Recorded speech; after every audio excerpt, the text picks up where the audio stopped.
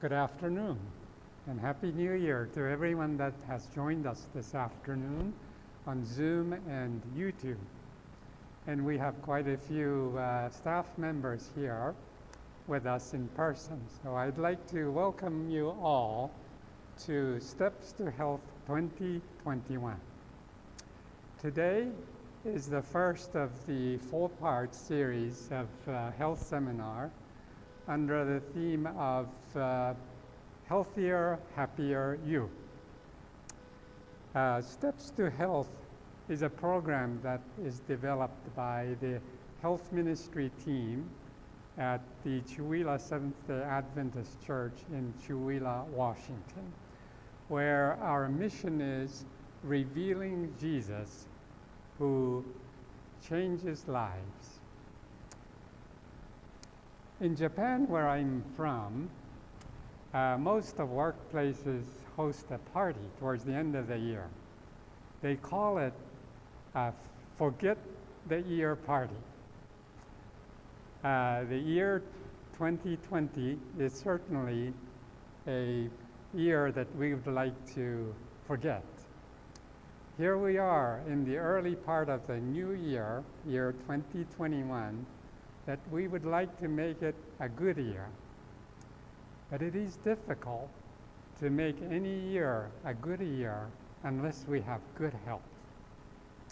The fact that you are with us this afternoon is a good sign. That means you are interested in making yourselves healthier and happier this year.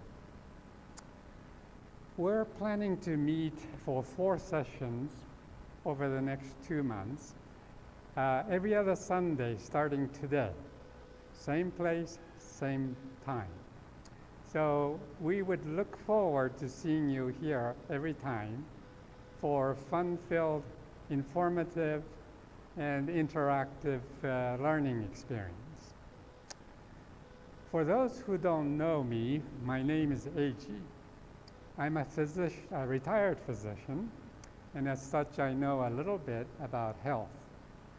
But as you will find out, the conventional medical education is geared up to treating the symptoms of illness rather than dealing with the root causes of illness. So I am learning just as much as you are as far as what it means to be healthy. This current series is mainly focused on our physical health. But in the future, for the rest of this year, we're going to focus on different aspects of our health that are essential. Emotional health, PowerPoint please. Emotional health, mental health, and spiritual health. So please look forward to the future presentations. I would like to read from Psalm 103, verses 1 through 5. Bless the Lord, O my soul, and all that is within me. Bless his holy name.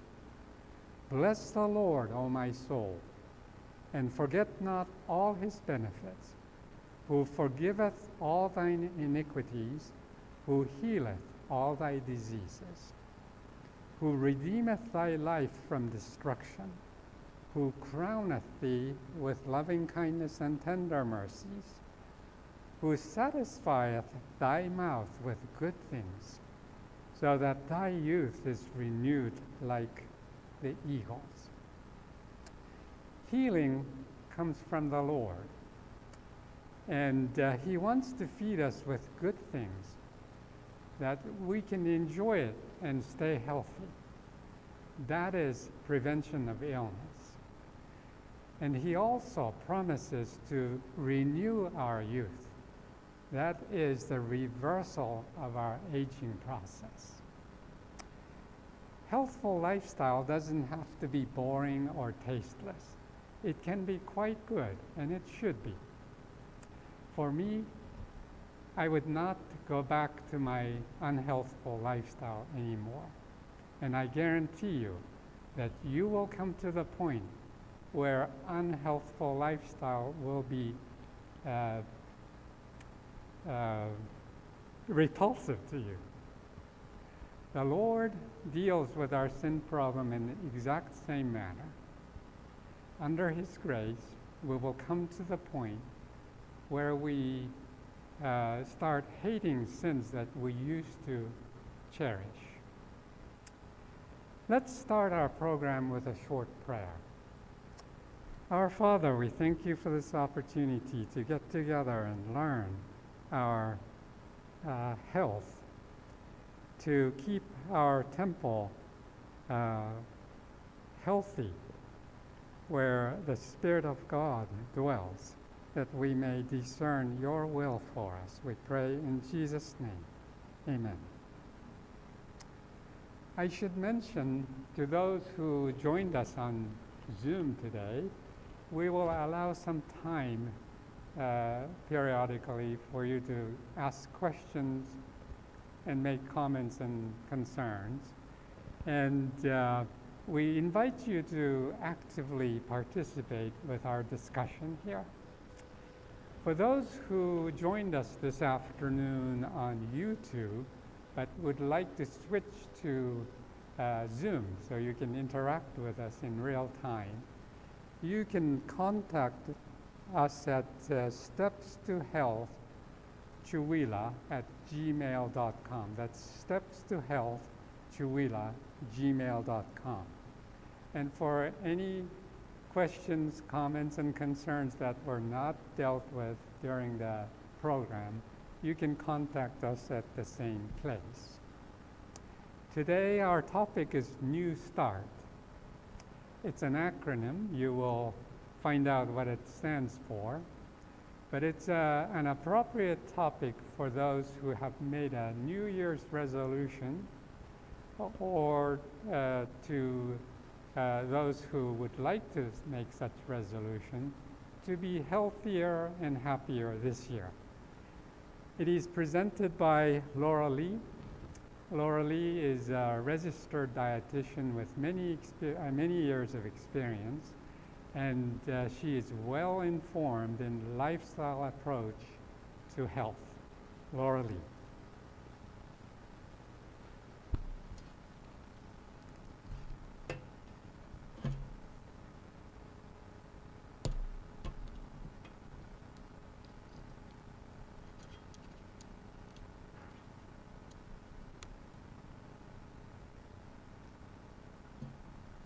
Sorry, 1 second. My screen has changed.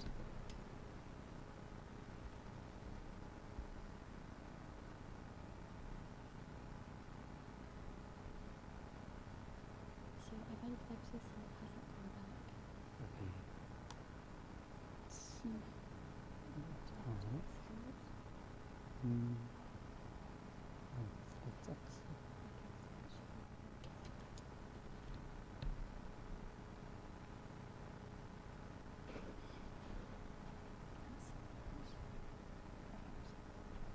Thank you very much. So, like the start of a new year, many of us would like to have a new start in our lives as well. And often this has a health focus. Sometimes it's to lose weight, sometimes it's to exercise more, other times it's to eat more healthily. Now, Seventh-day Adventists are very well known in the scientific literature for having better health than most other people in the US. So, what is their secret? Well, they try to follow the 8 laws of health, which we will be discussing today.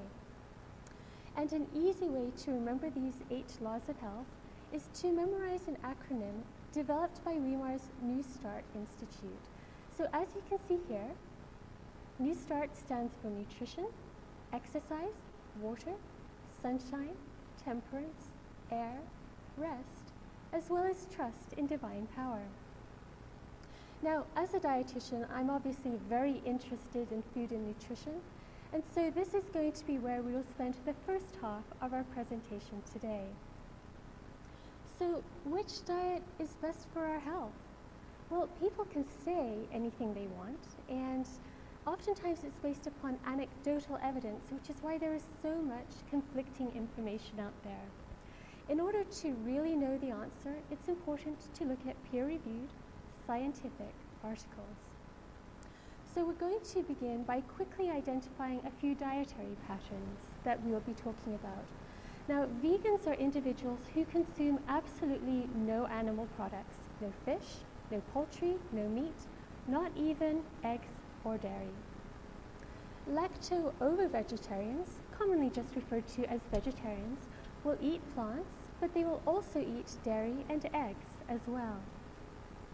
Now, in addition to plants, eggs, and dairy, a pesco-vegetarian will also add fish to their diet.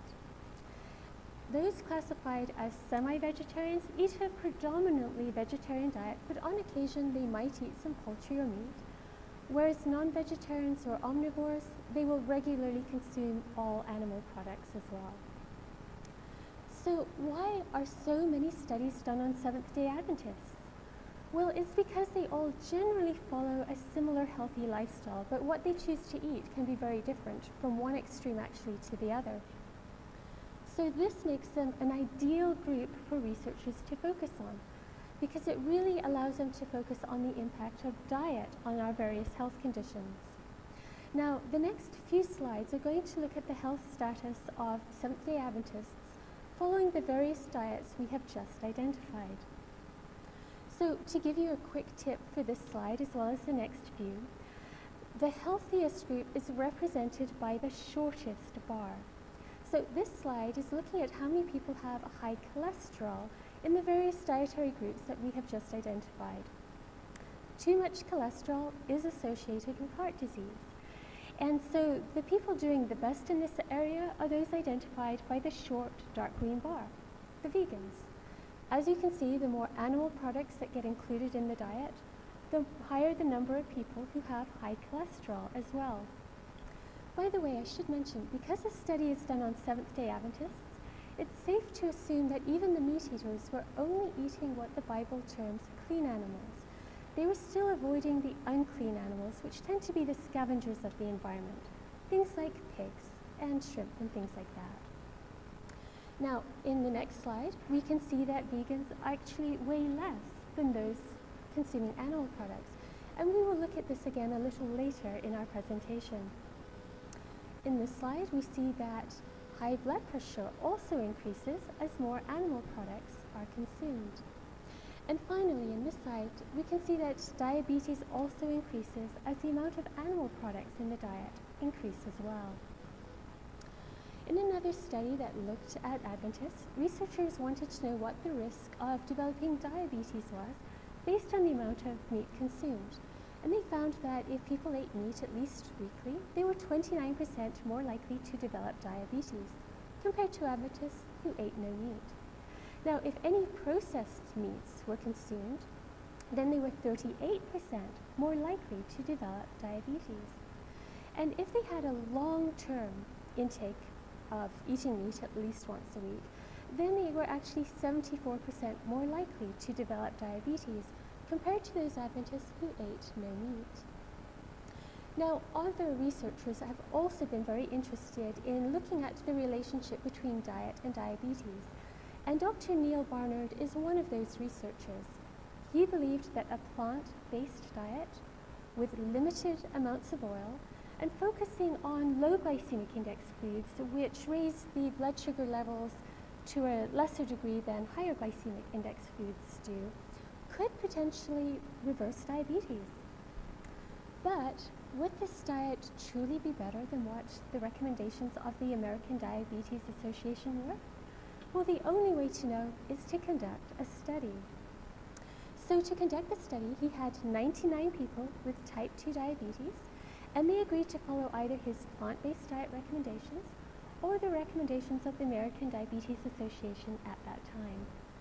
Now, at the end of this time, 43% of participants in his study arm were able to reduce the amount of medications they were on, whereas only 26% of those in the ADA group had been able to reduce the amount of medication that they were on. Now, to see the impact of diet on hemoglobin A1C levels, and that's simply a marker of how well our blood sugar levels are managed, we need to compare people whose medications stayed constant.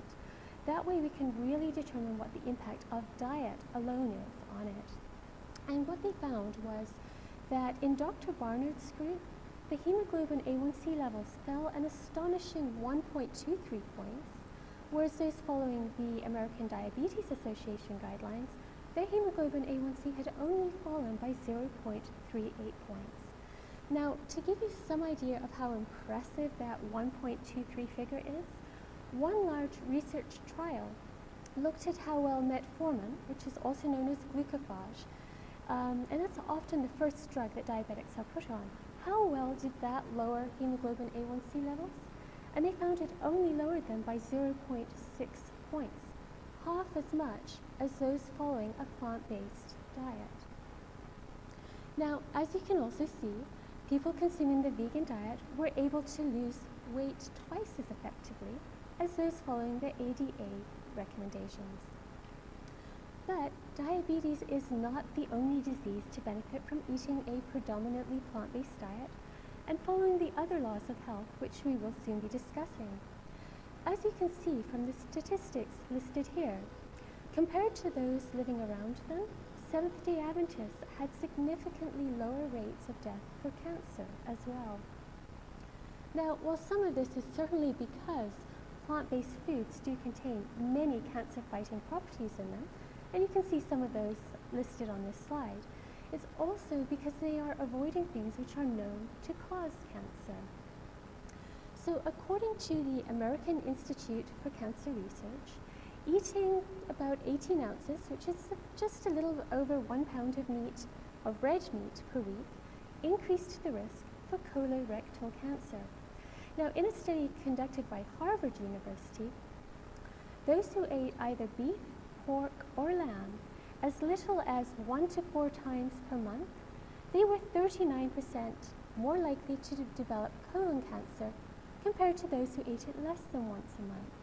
Now, if you were to consume that 2 to 4 times per week, they were 50% more likely to develop colon cancer.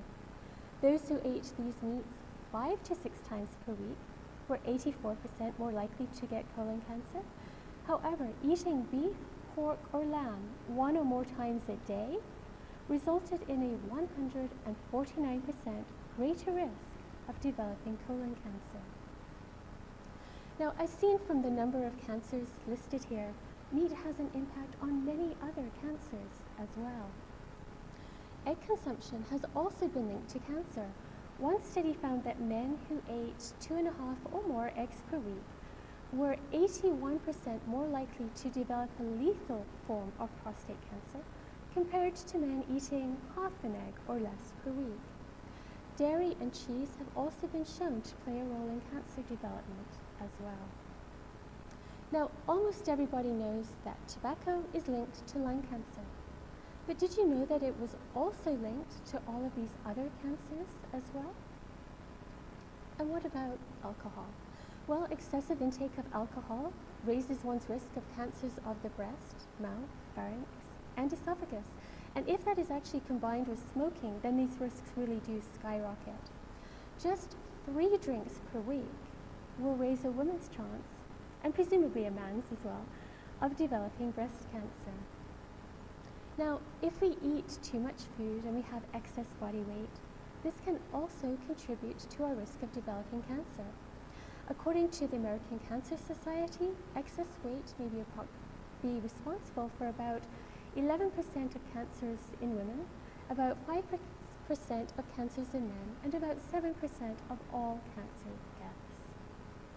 So these are the type of cancers which are most associated with being overweight or obese. So, what should you do? Well, it's entirely up to you. But we have seen that vegetarians do have many advantages. Now, not only do they consume more phytonutrients and more dietary fiber, but they're also likely to consume more soybeans. And soybeans have several anti-carcinogenic substances in them, which include lignans and phytoestrogens. Now, additionally, vegetarians have stronger immune systems. It was discovered recently that vegetarians have twice the amount of natural killer cell activity as meat eaters do. Now, natural killer cells attack and neutralize cancer cells. And in the picture at the bottom of the slide, you can see two of these natural killer cells actually attacking a cancer cell. So we see the same thing for heart disease as we did for cancer. Adventists who were living in California were less likely to die from heart disease than the surrounding population. Those between the ages of 35 and 64 were only 28% as likely to die. And although this percentage did increase the older that people got, they were still only half as likely to die from coronary heart disease when compared to other Californians. Now, Dr. Esselstyn was one doctor who helped absolutely revolutionize the medical field because he proved that heart disease could actually be reversed. He had 24 patients referred to him for his study, and after about 12 to 18 months, 6 of these patients chose to return to the usual standard of care for heart disease, whereas the remaining 18 continued with his recommendations. Now, these recommendations included eating a very strict plant-based diet with no added oils. And additionally, medication was used, if it was needed, to bring total cholesterol below 150 milligrams per deciliter and LDL cholesterol below 80 milligrams per deciliter. Now, of the 18 people who chose to remain with him, 5 of them had been told by their doctors that they had less than 1 year to live. This slide shows 2 separate angiograms taken of the same heart. In the left-hand picture, you can see there is a section of the coronary artery that is narrowed, and that is because there's a lot of plaque buildup on the inside of that artery, and so blood is having a hard time getting through it. Less than 3 years later, you can see that all of that plaque has disappeared, and blood is once again flowing normally as it should through that artery. By the 5-year point, this particular individual had his total cholesterol drop from 246 to 137 milligrams per deciliter. So what were the results at 12 years? Now remember, 5 people in Dr. Esselstyn's group had been told that they had less than 1 year to live. Unfortunately, 1 person did die in those 12 years at about the 6-year point. But prior to dying, 2 of his 4 coronary arteries showed significant improvement, and he had also had less angina. Unfortunately, though, he died of a cardiac arrhythmia, which was caused by scarring in his heart from a previous massive heart attack that he had had before the study began. And so because of that, when he went into arrhythmia, the scarring caused his heart to electrocute itself into arrest. Now, among the 17 surviving people, prior to starting that study, they had had 49 coronary events. In the 12 years that they were in this study, no one had any more coronary events. But what about the 6 people who left the study? Well, during those same 12 years, there were 2 cases of arrhythmia, and sadly 1 person also died of complications of that. They also had 4 bypass operations, 4 cases of increased angina, 1 angioplasty, and 1 case of congestive heart failure. Remember, this was in just 6 people. Now, if you would like to learn more about heart disease, Dr. Munami is going to be discussing this on Valentine's Day, which is very appropriate. So please feel free to join us then as well. I like this quote by Anne Wigmore because when it comes to chronic disease, it is so true. The food that you eat can either be the safest and the most powerful form of medicine, or the slowest form of poison. Now, I mentioned weight previously when we were talking about its impact on cancer, but being overweight is a risk factor for so many other illnesses as well. Now, the Adventist Health Study 2 is currently studying 97,000 Adventists living in both the US and Canada, ages between 30 and 110, which is pretty impressive. And one of the things that they have discovered in the study is that vegans, those who consume absolutely no animal products, they weigh about 30 pounds less than those consuming animal products. Now, when it comes to weight, the best way to eat has been known for years, and you might have heard this expression: breakfast like a king, lunch like a queen, supper like a pauper. Now, moderation rather than gluttony at these meals is best, and actually, by consuming most of your calories earlier in the day, then you've got all day long to burn off those calories. Now, 2 or 3 meals without snacking allows our digestive organs to rest and maintain their healthy tone. Supper should actually be, as mentioned, the lightest meal of the day, and ideally at least 2 to 3 hours before bedtime, because that way the hardest work of digestion is done before you go to bed. And one advantage is that people actually found they start sleeping better by doing that. So by now we can see that the best diet is one that is predominantly plant-based. Adventists have known this for years, and this is one of the secrets to their better health. In the creation story found in Genesis 1 and 29, God tells us what the ideal diet is. And God said, "Behold, I have given you every seed-bearing plant on the face of the whole earth, and every tree that has fruit with seed in it. They will be yours for food." This was also reiterated by Ellen G. White, who was one of the founders of the Adventist Church. In her book, Ministry of Healing, she states, "Grains, fruits, nuts, and vegetables constitute the diet chosen for us by our Creator. These foods, prepared in as simple and natural a manner as possible, are the most healthful and nourishing." So the best foods that are the most healthful and nourishing are going to be in a form that your grandparents would recognize as being healthy. For example, potatoes, not potato chips. Now, there are many resources available on the internet if you're interested in learning more about this. I've listed just 2 of them here. Forks Over Knives, it's an excellent documentary. There's also a website by the same name where you can get plenty of plant-based recipes. Another one I really like is called 21daykickstart.org. This is a completely free program put on by the Physicians Committee for Responsible Medicine. These are a group of doctors that know that we can do so much with lifestyle change. So let's explore that before we just simply give you pills or other things that have, side effects that might not be as good. So you can sign up for the free program, and you will get 21 days of menus. You get daily emails from doctors, from sports stars, actresses. So it really is a good way to have added encouragement. So this has been just a very brief look at how the foods that we choose to eat can actually impact our health. So does anybody have any questions?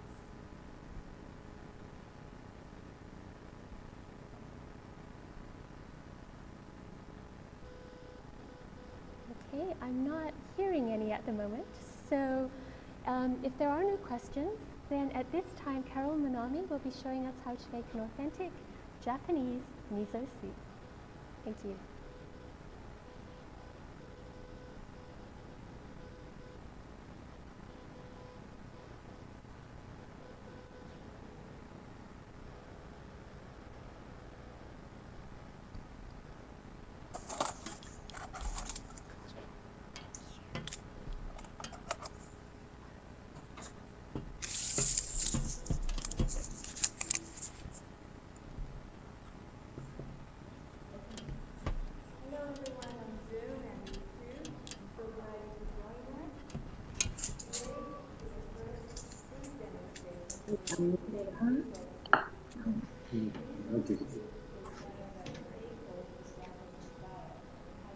Can't hear you.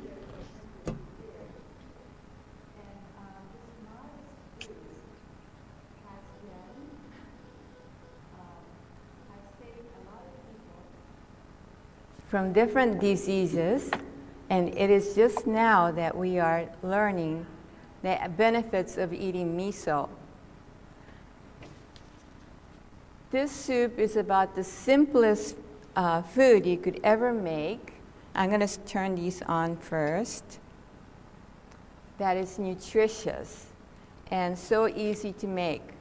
But it seems very complicated to some people because some of the ingredients are not known and cannot be, sorry about the technical problem,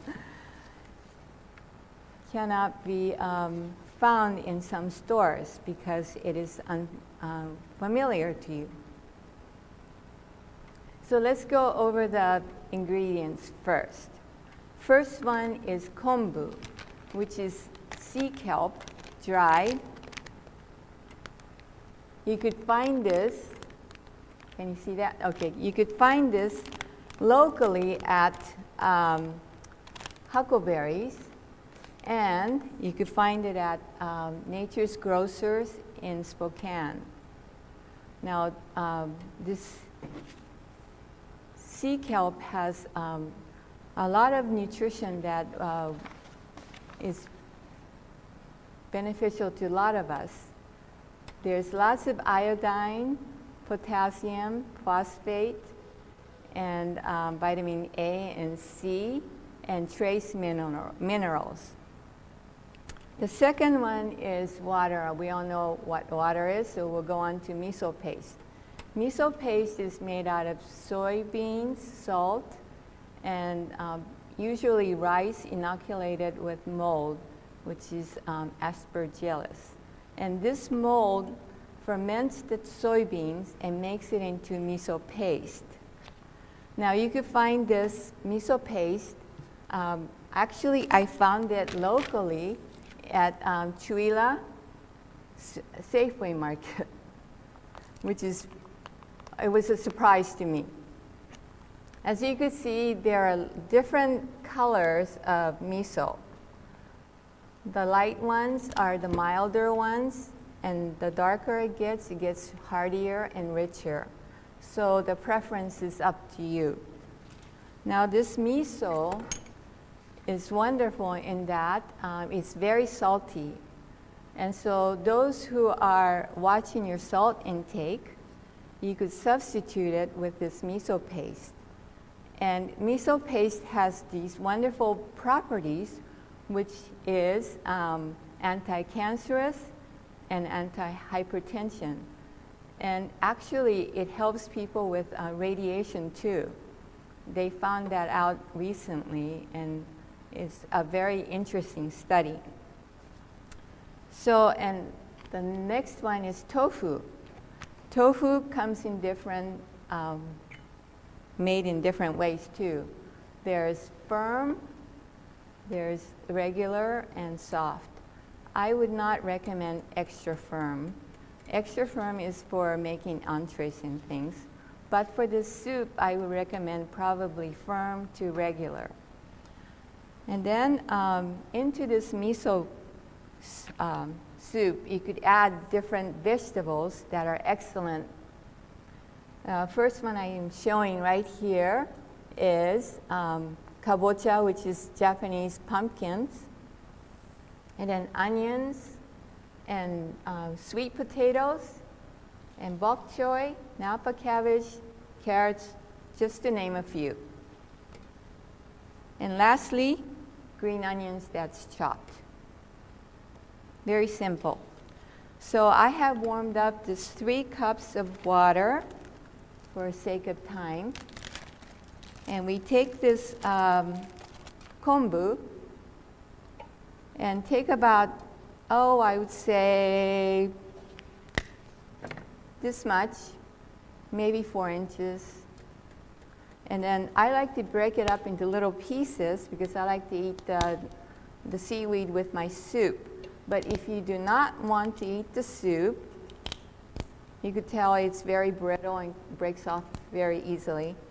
If you do not want to eat this in your soup, just put it in and let it get soft. So while it's getting soft, we'll talk about this miso. I found this at that Safeway, and I have 3 tablespoons of miso. For every 1 cup of water, it's very easy to remember, 1-to-1 ratio.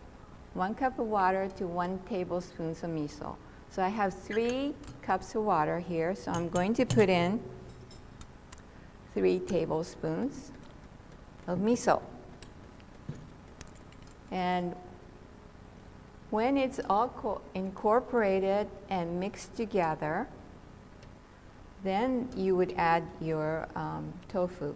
Tofu is really wonderful in that it takes on any flavor that you mix it with. And so you can make tofu into a dessert, and you can make it into something savory like the soup here. So I'll open up the misos, and I'll put in the tofu. One thing I have to say about miso soup is that you never cook it on high heat. It's always on medium to low heat. If it starts to boil over, then either turn it down or turn it off.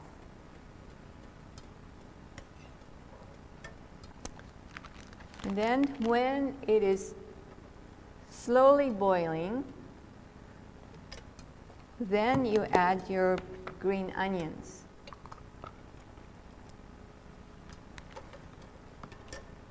And that's all there is to it for miso soup.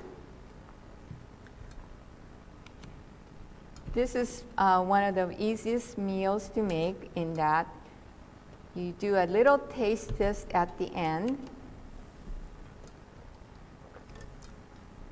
And if it's too salty, you add more water.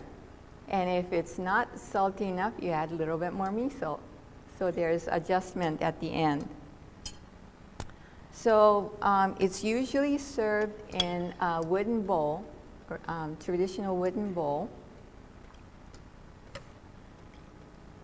like so. And you get about 4 servings with 3 cups of miso. And you're probably saying, this is not enough for a meal, and you are right. It's usually served with rice at the first part of your meal, and it is a side dish. But you could put in all kinds of vegetables, which I have done right here. And you could have a bigger bowl. And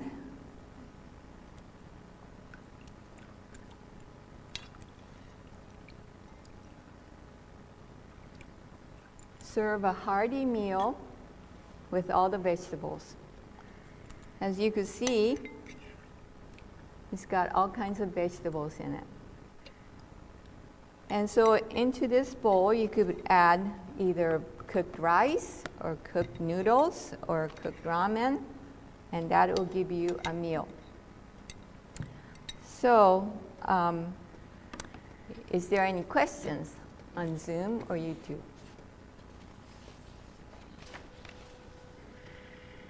No?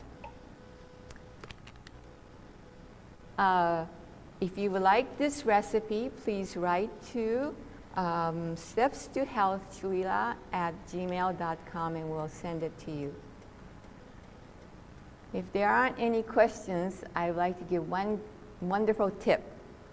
You know, when you add your green onions, you cut the ends, right?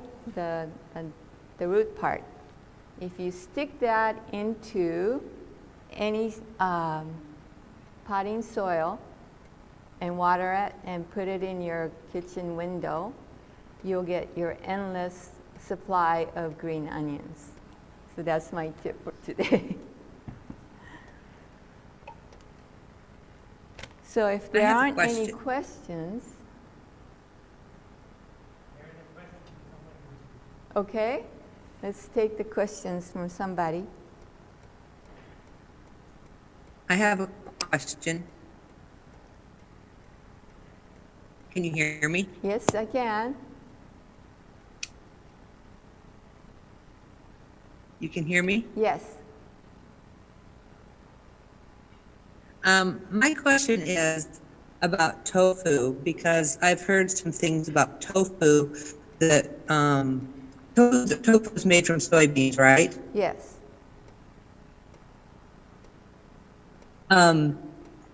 These days, soybeans, from what I've heard, are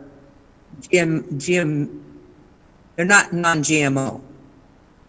So my question is tofu as healthy as it is supposed to be or proclaimed to be? I think we'll turn that question over to Laura Lee. Thank you, Carol. So that's actually Okay. a really good question. You can get tofu that is made with non-GMO soybeans. I certainly understand why you would have concerns about GMO foods. I also have some concerns about that.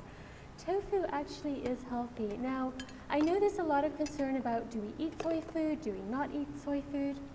And as far as I've been able to determine, studies done overseas typically show that soy is healthy for people. Studies done in the US, though, it's a little bit maybe more mixed.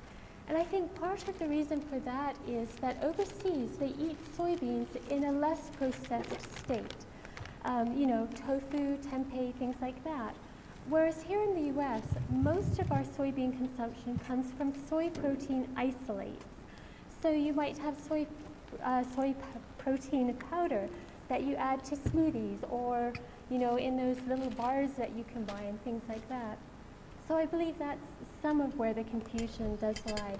You know, as I mentioned earlier, soybeans have anti-carcinogenic substances in them, so they're good for, you know, hopefully preventing cancer and things like that. So I think it is a good thing to include in your diet. You don't have to eat, you know, soy every single day if you don't want to. Certainly, variety is always the best part of life. I do want to thank Carol. You know, soups are a wonderful thing to have at this time of year. And I love that tip about the green onions. I actually wasn't aware of that. So what a great way to make our money go further these days. Okay, so I'm going to continue. Thank you for answering my question. You are very welcome. So I'm going to continue with the remaining 7 laws of health at this point. Now, just as a quick review, NEWSTART is an easy way to remember the laws of health. We've already discussed nutrition, so now we're going to look at exercise, water, sunshine, temperance, air, rest, and trust in divine power. Don't worry, I'm just going to do a very brief amount on each one, so we won't keep you here forever. So our next law of health has to do with moving our bodies, exercise. Now, ideally, exercise should be fun. And for some, that might mean team sports. But for others, sorry, my computer is really slow here right now. For other people, it might mean incorporating more activity into our daily life, whether it's playing with your kids or playing with your grandkids. In fact, some of the most honestly strenuous exercise, but fun exercise I've ever had, has been when I've been playing with kids. For other people, they might prefer to exercise outside in the beauty of nature, and walking or running barefoot in the sand is wonderful. It's actually a lot harder than it looks.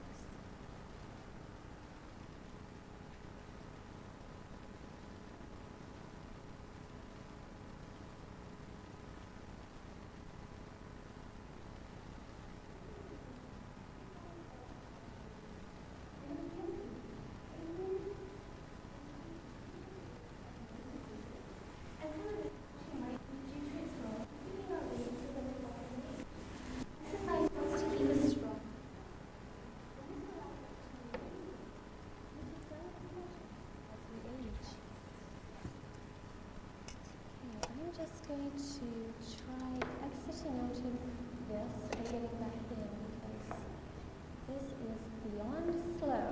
So if you could just give me 1 moment, please.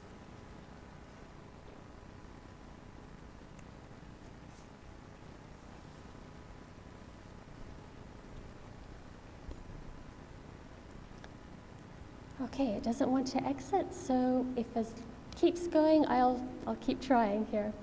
Anyways, looking good is probably the #1 reason that most people exercise. You know, it also has actually been shown to have therapeutic usage in depression as well, because it really does help people feel better. After a good workout or a brisk walk, many people find that they can deal with stress in a more positive way. See if the next slide comes up. Now, perhaps counterintuitively, people who exercise also have more energy. And this is because when we exercise, it actually increases the amount of mitochondria we have in our cells. And mitochondria are our energy producers. So you can be like that Energizer bunny that just keeps going and going. And finally, exercise can help us feel better and sleep better at night as well. So I like this quote from a book entitled Ministry of Healing. Inactivity is a fruitful cause of disease. Exercise quickens and equalizes the circulation of the blood. But in idleness, the blood does not circulate freely, and the changes in it, so necessary to life and health, do not take place. The skin, too, becomes inactive. Impurities are not expelled as they would be if the circulation had been quickened by vigorous exercise. The skin kept in a healthy condition, and the lungs fed with plenty of pure, fresh air. This state of the system throws a double burden on the excretory organs, and disease is the result. Now, whether we like it or not, we have to decide what our priorities are and then make time for them. So in the caption under the cartoon, the doctor is asking, what fits your busy schedule better? Exercising 1 hour a day or being dead 24 hours a day? It's a good question. Okay, so now we're going to talk a little bit about the importance of water. And I do apologize for how slow my computer is being. I'm not sure why. So in a study published in the American Journal of Epidemiology, once again based on the Adventist Health Study, the authors showed that the more water you drank, the lower your risk of fatal coronary heart disease. In contrast, drinking fluids other than water actually increased your risk for fatal coronary heart disease. So one easy way to make water more appealing is to flavor it, and that can be done by adding a few slices of citrus or some fresh mint. Now, water has other important uses as well. Now, cleanliness is another key factor in disease prevention. Bathing or showering gets rid of the impurities that the body removes via the skin, and water also helps us clean our houses as well as our clothes.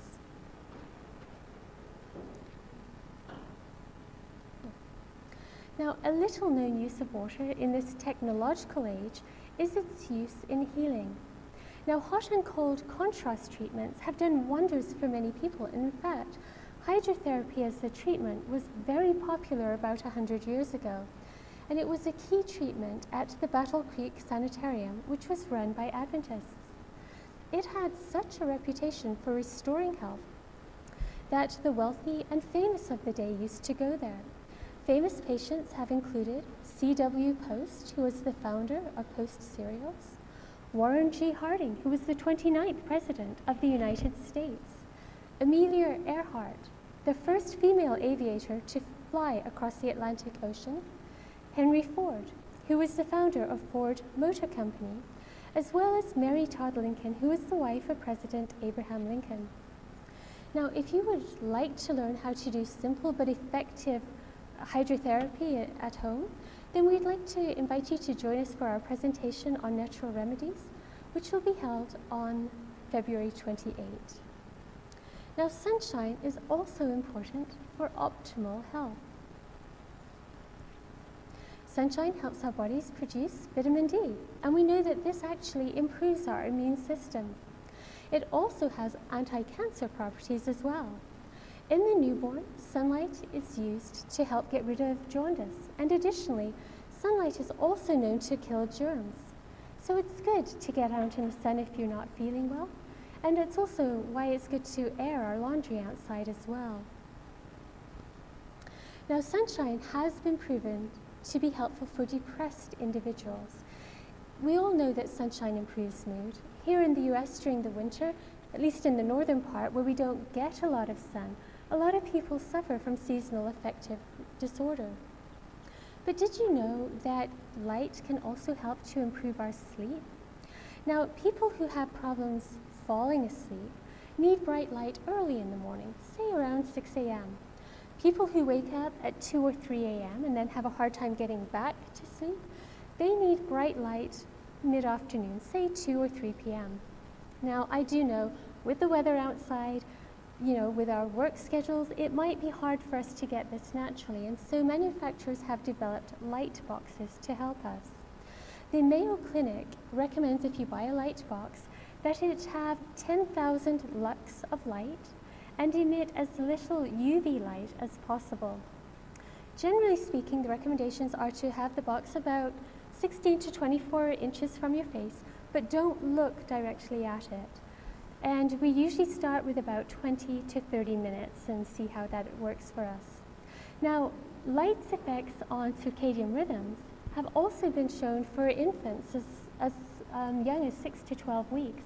What they found is that infants who slept well during the night, they were exposed to significantly more early morning light than those who slept poorly. Now, temperance is an old-fashioned word that we don't hear much about today, and it basically means moderation or self-control. So temperance is vital to health, and it actually includes all areas of our life. Now, when it comes to appetite, it is best to avoid everything that is harmful, and you can't see the picture, but there's supposed to be a maple bacon donut on there. Yeah, I guess that's not going to work. So as well as avoiding all that is harmful, it's best to eat what is healthy in moderation as well. And on here we have a picture of a beautiful mango avocado salad, which unfortunately, because of issues with my computer, again, you're not going to be able to see. Now, it is possible to eat a whole food diet, but still be a glutton. And obviously this is not going to be a healthy way to live. Now, work is another area where many people avoid the health principle of temperance. The extremes of either idleness or being a workaholic are to be avoided. Now, an additional benefit of balance by not overworking is that it gives us time to pursue hobbies or invest in meaningful relationships. And whether we're pursuing that in our hobbies or our meaningful relationships, that actually will contribute to our happiness as well. Now, did you know that it is important to have self-control when it comes to our attitudes as well? Dwelling on negative emotions such as anger or hurt, it does nothing to improve our outlook. Instead, being able to honestly state how you feel, but then choosing to focus only on what is good, will improve our mental well-being. And this was known over 2,000 years ago, because an ancient writer in the Bible states, "Finally, brothers, whatever is true, whatever is noble, whatever is right, whatever is pure, whatever is lovely, whatever is admirable, if anything is excellent or praiseworthy, think about such things." Now, air is vital for life itself. Without oxygen, we would all very soon cease to exist. But in this day and age of TV, computer games, shopping malls, and work that keeps us inside all day, how much fresh air do most of us even get? Even taking a 10 to 15 minute walk outside in the fresh air will help to rejuvenate our energy. Did you know that deep breathing can reduce blood pressure as well? When you breathe deeply, it draws more oxygen into the blood. With more oxygen in the blood, the heart doesn't have to pump as hard, and so blood pressure drops. And if you have more oxygen going to your brain, it will re-energize you and help you to think more clearly as well. Now, fresh air is important for our health for other reasons as well. Researchers looked at heart attack rates for 4 months before and after a smoke-free law was passed in Grand Forks, North Dakota. And what they found is that the heart attack rate decreased by 30.6% after the ban on smoking. Now, one health law that is often ignored is the importance of rest. Lack of sleep is a problem for many Americans, with the CDC stating that 1/3 of Americans reported getting less than the recommended amount of sleep. But this is even worse for teenagers.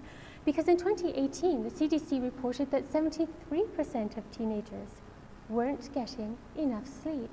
So not surprisingly, there are consequences as a result. And it should come as no surprise that people who have attention and behavioral problems are going to have poorer academic performance as well.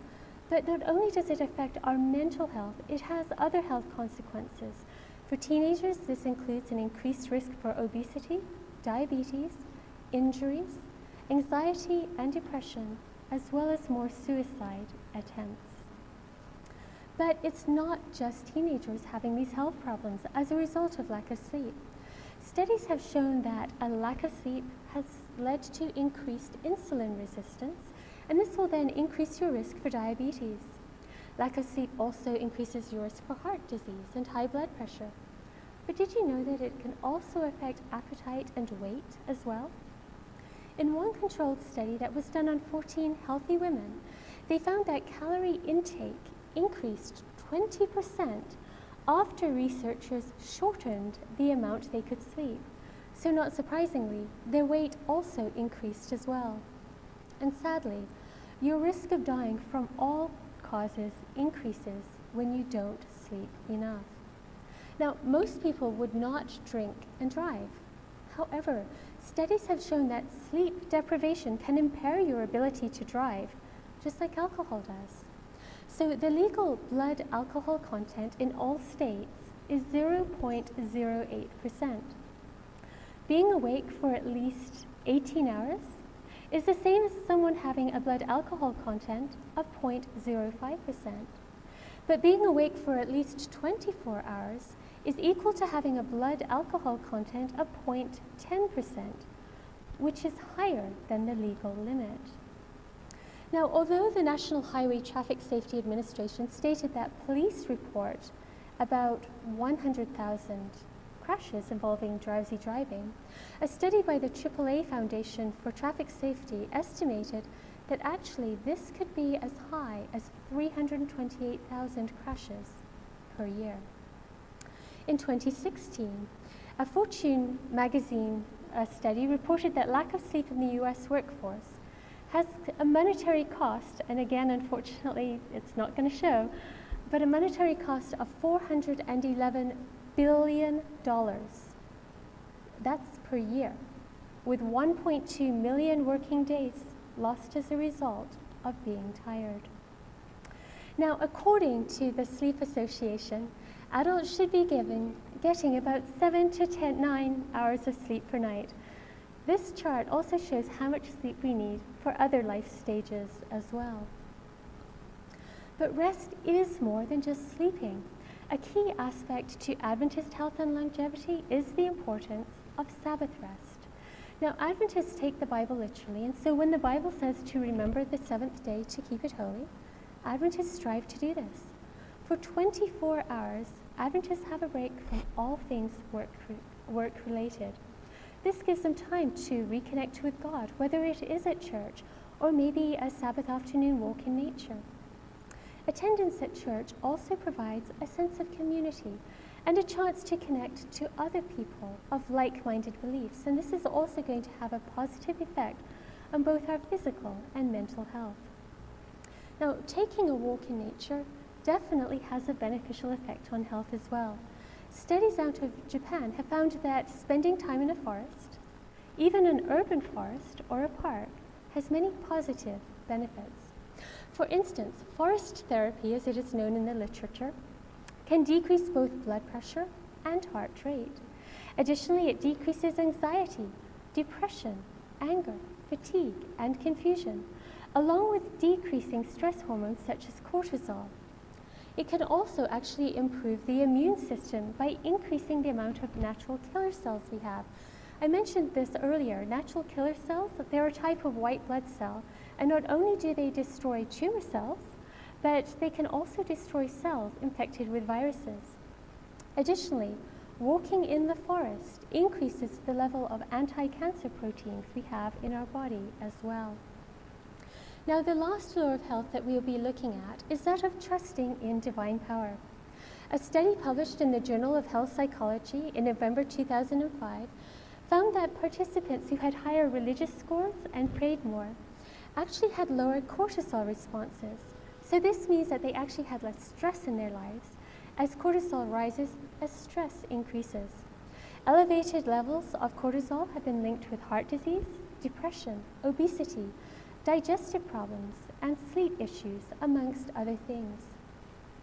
Now, the better health that Adventists enjoy compared to those around them is attributed to following the health laws that we have just discussed, including this last one. For them, God is a powerful but incredibly loving God who wants what is the absolute best for them. And this gives them a sense of peace. No matter what may occur in their lives, they know that God will be with them, helping them, comforting them, and strengthening them every step of the way. And this kind of peace promotes health and healing. Now, one concept that turns many people off God is the concept of an eternally burning hell. Adventists do not believe in this. And this is because of texts such as this one in Ecclesiastes 9, 5, and 6, which states, "For the living know that they will die, but the dead do not know anything. Nor have they any longer a reward, for their memory is forgotten. Indeed, their love, their hate, and their zeal have already perished, and they will no longer have a share in all that is done under the sun." So why am I bringing this up in a lecture about health? Well, it's because there's a very powerful mind-body connection. And unfortunately, erroneous doctrines such as that of an eternally burning hell or the endless torment of the wicked may create an anguished mental state, which might then negatively affect our bodies as well. So by now, you know that following the laws of health can certainly improve people's health. But how do people following them actually feel? Do they feel miserable because they can't do anything fun? Is it being similar to being on a diet where they constantly feel deprived? Or do they have better mental health? Well, despite the fact that people equate healthy living with having no fun and being miserable, it actually isn't true. I took this slide from a scientific article, and the lower line represents the US norm. The other two lines represent both black and white Seventh-day Adventists who generally follow the laws of health that we have just spoken about. And as we can see, Adventists have significantly better mental health, which became even more significant the older they got. Now, some of you may have heard about the blue zones. These are areas of the world where people live longer than other places. The only one in North America is found in Loma Linda in California, where there is a very large percentage of Seventh-day Adventists. And this actually is even more surprising because Loma Linda is in the San Bernardino Valley, and they have some of the worst air quality in the entire US. I don't know if you can see them, but in the background, there are actually hills. This picture was taken about the same place, but on a day when the air quality was a whole lot better.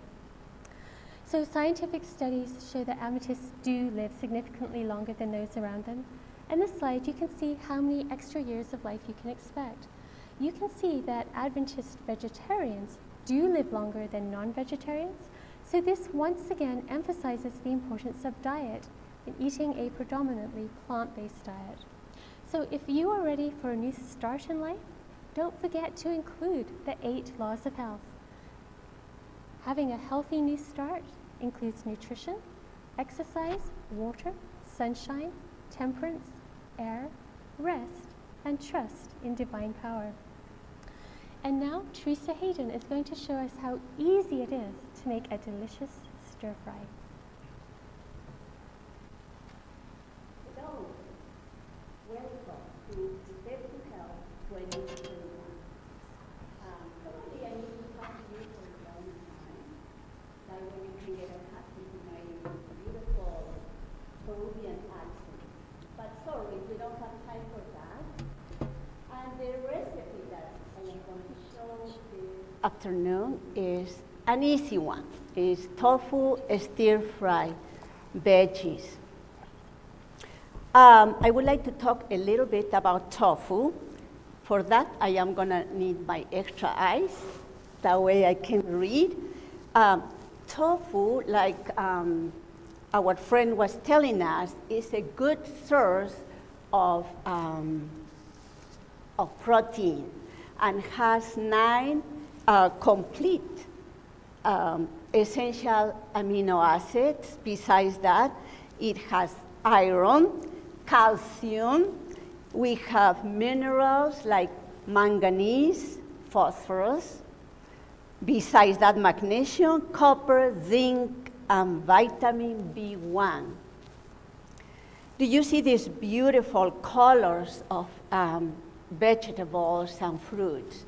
Probably you also heard about the phytochemicals, that it is kind of a fancy word, but really phyto is a Greek word that means plant.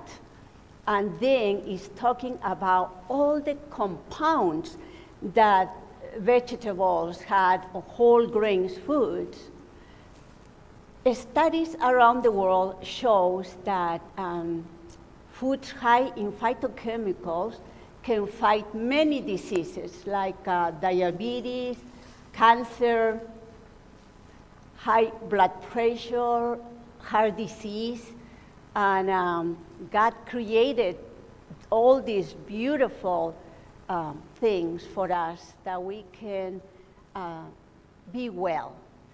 You know, someone famous said that make your food be your medicine, and make your medicine be your food. Well, the first thing we are going to do is about the ingredients. I am going to just read, and after that, we are going to start with the sauce. But what we are going to use is 1 cup of green cabbage, 1 cup red peppers, 1 cup yellow peppers, 1 cup broccoli, half cup carrots, 1 cup celery, 1 cup mushrooms, 1 cup snap peas, 2 tablespoons garlic minced, and yes, I have right here my help. Then we are going to use half cup shallots, is right here, and then ginger and garlic. Then, as you can see, all these beautiful, colorful vegetables. And the first thing we are going to do is our sauce. We need a container that it has a tight lid. Then we are going to just start adding. We need half cup water. And I think they are going to show you later probably all the ingredients. If you would like the recipe, please, you have the email to send us. Then a 1/4 cup Bragg's amino, right here. This is like soy sauce, and therefore you can use different options. I have here aminos. You can use also coconut aminos right here. And now we are gonna add lemon, 1 tablespoon lemon juice. We have coconut nectar. Instead of this, you can use 2 tablespoons of honey. Then we are gonna take all our coconut nectar that is gonna give a tremendous flavor to our stir fry. I wish you are here that you can try it. Well, what else we have? 2 tablespoons of sesame oil that is gonna give a special flavor also. We have 1.5 cup of cornstarch. We just add everything in our container, and it's really such a simple recipe. The secret is that you need to have everything ready before you start doing your cooking. And it's not gonna take you too long. I think we have everything for our sauce. And now we are gonna shake it. Make sure it's very tight. You don't want that flies all over the place. Then we are gonna shake it. Okay, right there. And when we are ready to pour over our stir fry, then we are gonna shake it again. And we are gonna start this at high, if you can okay. Then we are gonna start adding now our veggies. The first thing we are gonna do, we need 3 tablespoons of water. Okay, that's okay. I am gonna just use this one. That's a teaspoon, but 2 and 3. I don't use too much oil when I am frying it. Frying the veggies. I just gonna spray a little bit with this avocado oil, and we are gonna let that start sizzling a little bit, and after that we are going to add our garlic and also the ginger. Oh, ginger gives such a tremendous flavor to stir-fry veggies. Then here is my garlic, and I am gonna start adding all these wonderful ingredients. Have ginger. Very good. And another secret when we do a stir fry is that we start adding the vegetables that they are harder, they are more dense. In this case, it's gonna be carrots. But when I start letting that start sizzling, probably is gonna help. Very good. Thank you for your help. And now we are gonna start adding our vegetables. I'm gonna start with the harder vegetable. That would be the carrots. No, they look so beautiful, don't you think so? And it's like you want to eat them just raw. But it tastes better when you do, you stir fry them. You can smell the ginger and the garlic. It's just tremendous.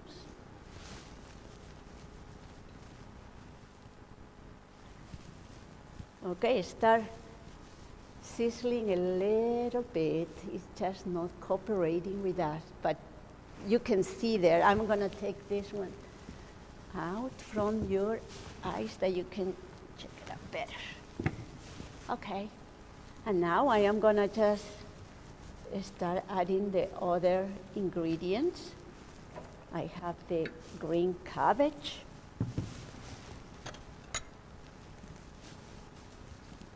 Just stir fry. That's what we call it, stir fry, because you have to stir a lot.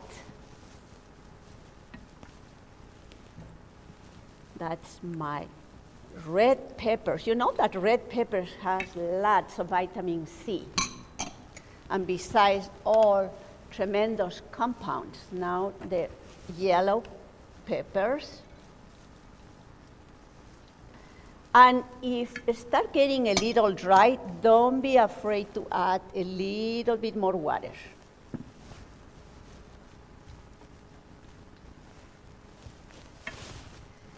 We are gonna add broccoli and keep stirring. As you can see, it looks wonderful. Okay, I'm gonna add, these are the baby portobello mushrooms. They are darker, and I like those better. You can use whatever type of mushrooms you would like. and it would be great. Could you see the colors? It's just fantastic.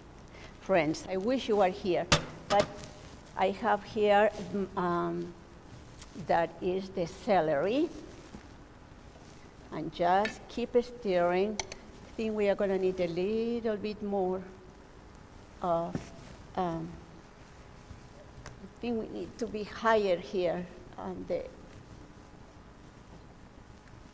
let me see, I'll put it, I think max is the temperature. Mostly I use a wok, but for the presentation it was easier to use a electrical one. Now I am gonna add the snap peas.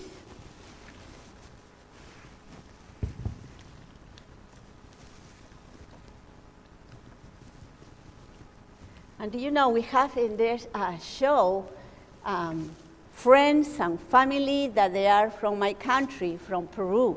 And then I want to say hello to everyone, my family, my brother Ronald, Percy, and all my friends here. I know the Rosemary and Judith and all the friends that they are watching this program. Now I can hear sizzling a little bit more and more, and that is great. And could you smell the aroma? And I'm going to wait for a little bit longer. Then you can start thinking if you have any questions. We talk about how wonderful things all vegetables have that can fight diseases, and that's what we want to help you. And I would like to encourage you to be vegan for one day, to start with 1 day a week, and then you are going to see the tremendous results of that.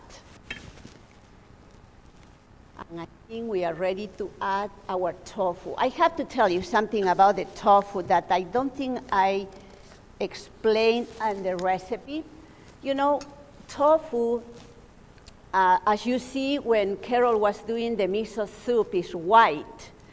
And then you cut it in chunks. And if you want a little crunchy, what you do is you take all the water, you cut it in squares, and take all the water, of course, before. It has to be extra firm for stir fry, because you know it's gonna crumble too much. And then you put with a paper towel over the tofu. It takes all the water, and then you are gonna put in a container. You are gonna spray the container with a little bit of oil and mix the tofu. I don't know if you can see the tofu here. And you are going to mix it with, you are gonna mix it with a little bit of aminos and 1 tablespoon of cornstarch, and try to mix it very, very well. And put it in a container in the oven, 350. When you start doing all your preparation, cutting your vegetables, by the time that you are ready, it's nice and crispy. It's gonna be your tofu. And now we are gonna add the tofu to our stir fry, and just keep stirring. Oh, it is beautiful.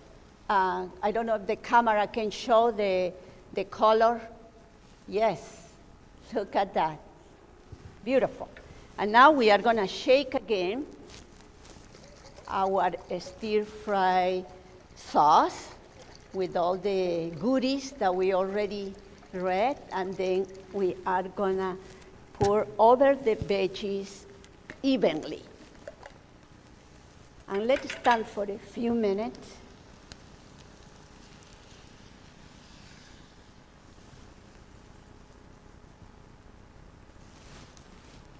Like that. And just let it cook for a few seconds until it starts getting a little bit thick. Well, while that we are waiting for that, do you have any questions or comments?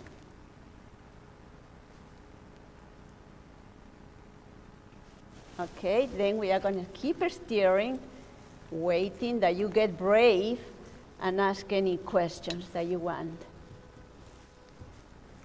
Because I have a good helpers around.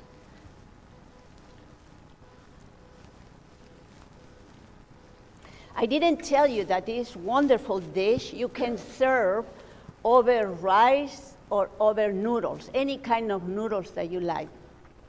This one is gonna go over noodles. And what I do sometimes, sometimes people, they don't like whole wheat from the beginning, you are developing the taste, then I do half just normal thin spaghetti with a whole wheat spaghetti, half and a half. And then you cannot see the difference, and little by little you start taking more the other noodles, the white noodles, and your taste is gonna acquire the taste for whole wheat spaghetti. Okay, friends, that is good. Look, let me try it. Fantastic. Well, thank you so much, and I hope that you send us the desire for the recipe. And this is the final recipe that I was telling you, is over noodles. It is a wonderful dish.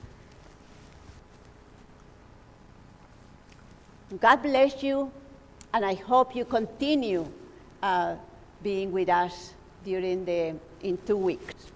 But we still have more good news after this. Well, Teresa, I want to thank you for that presentation. It really does look beautiful with all the different colors that you have there. Now, our next presentation is going to be 2 weeks from now, on January 31. And at that time, Anna Tello will be our presenter, and she's a holistic health as well as fitness coach, and she will be talking to us about how we can lose weight. Now, if you do have any questions or you'd like to receive an email copy of either of the recipes that we tried today, please do contact us. Our email address is stepstohealthchewelah@gmail.com.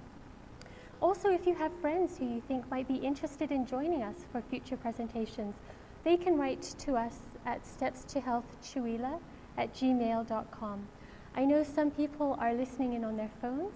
Chewelah is spelled CHEWELAH. So we really do want to thank you for spending this time with us today. We hope to see you again in 2 weeks. And at this time, Pastor Tello will close the meeting for us. So thank you. Well, I hope you guys have enjoyed the night, and many of you guys have gone or will go away from this meeting hungry. I know I will. And so we were blessed to be here tonight. We hope that this was a blessing for you guys. And so let me close with prayer. Father, thank you so much for the opportunity that you've granted us to be here tonight, to have learned, to have gathered information, and to be able to use this information for the benefit of ourselves and our families. We pray a blessing over this meeting, and we pray a blessing over the people that participated and those that will watch later on. Thank you so much for this opportunity to serve, we pray, in the name of Jesus Christ. Amen. Amen. So don't forget, in 2 weeks, on January 31st, 2021, at 3 p.m., we'll have our next Steps to Health meeting. God bless.